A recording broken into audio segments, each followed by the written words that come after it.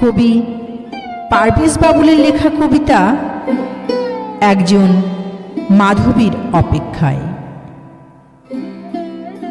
সেই কবে বহু বছর আগে প্রতিবেশী মাধবী রানী দাস আর আমি দুজনে কলেজে যেতাম একত্রে, পায়ে হেঁটে, গল্পে গল্পে 3 কিলোমিটার কাঁচা মাটির পথ।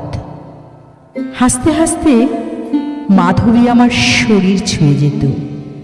কালীগঙ্গা অথবা গঙ্গা নদীর ঢেউ যেমন কুলে এসে আছড়ে পড়ে, কুমারী নারীর হলুদ বরণ রূপ যে পুরুষ জীবনে একবার দেখেছে সে জানে নারীর মতো সুন্দর জগতে আর কিছু নেই। এক বৃষ্টি ভেজা বিকেলে আমার বুকের কাছাকাছি এসে মৃদু হেসে মাধবী বলেছিল, তোর শরীরের সুবাস নিলাম, তোকে মনে রাখব। সেই মাধবী এখন দত্তবাড়ির বড় বউ, চলনি বলনি আভিজাত্যে 16 আনা বনেদি আনা। মাধবী আমাকে প্রেম শিখিয়েছে, ভালোবাসতে শিখিয়েছে।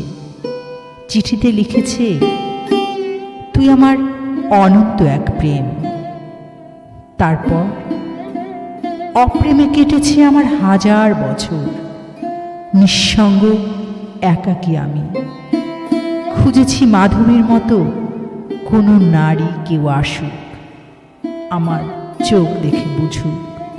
শত সহস্র বছর এই আমি একজন মাধবীর অপেক্ষায়। অপ্রেমে অপ্রেমে বেঁচে থাকার কষ্ট বড় বেশি।